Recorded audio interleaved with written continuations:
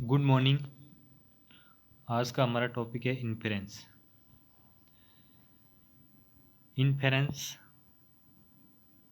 The three parts of reasoning के तीन part होते हैं, डिडक्टिव, इंडक्टिव और अब्डक्टिव। आज का जो हमारा पार्ट है रीजनिंग का वो है इंडक्टिव।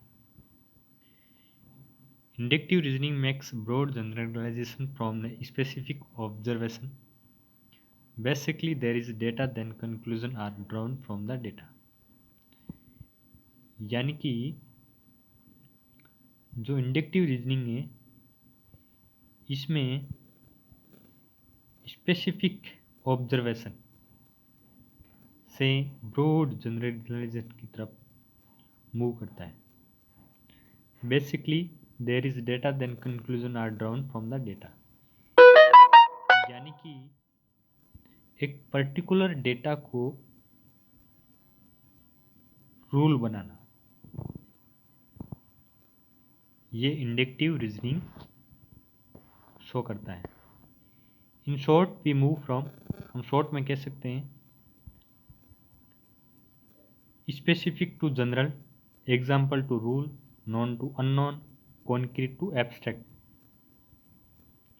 यानी कि जो डिडक्टिव रीजनिंग है उसका जस्ट अपोजिट है इंडक्टिव रीजनिंग। डिडक्टिव रीजनिंग में जनरल टू स्पेसिफिक होता है और इंडक्टिव में स्पेसिफिक टू जनरल होता है। एग्जाम्पल देखते हैं।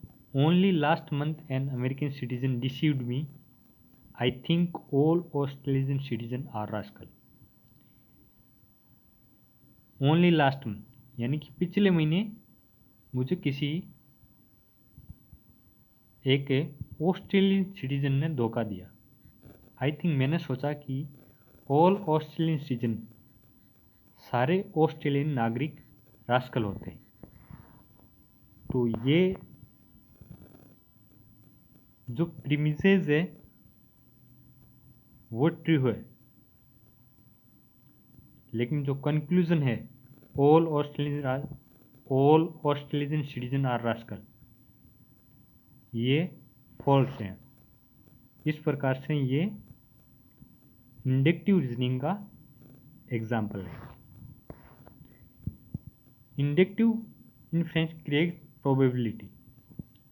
इंडक्टिव जो रीजनिंग होती है इसमें प्रोबेबिलिटी होती है और डिडक्टिव रीजनिंग में सर्टेनिटी होती है।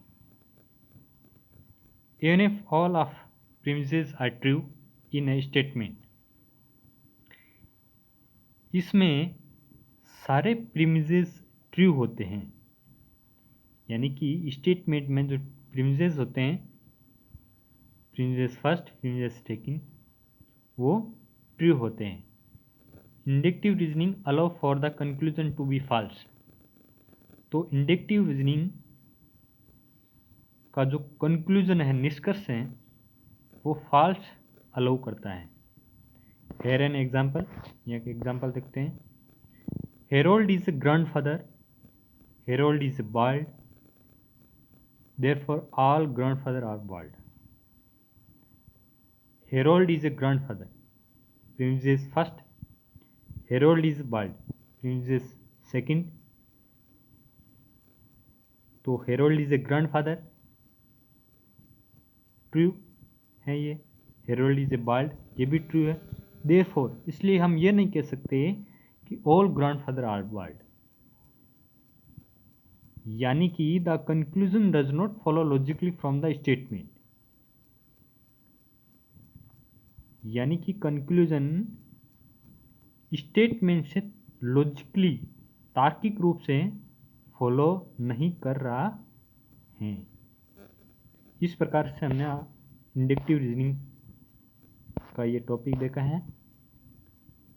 वीडियो अच्छा लगा तो लाइक एंड शेयर करें। Thank you.